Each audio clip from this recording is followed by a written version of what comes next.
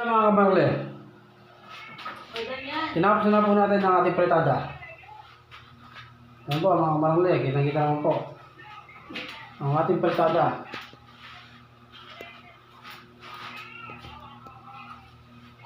Yung bintana na po mga kamarle, yung bintana po, titirahin na rin niya pagka may tira. Palagyan natin ang side window. Siyempre mga kamarle, ang aking katulong, ayan siya na. Ang aking labor. Matatag yan. O so mga kamarle, at sa susunod na video po, tayo mag-upload naman tayo ng ibang mga di karapat dapat. O sige mga kamarle,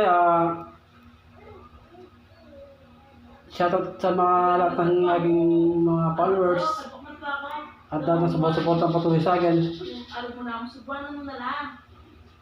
Please like, share ang video at follow na rin po mga kamarle. Maraming salamat po sa inyo mga kamarle. Ang iyong lingkod, kamarle.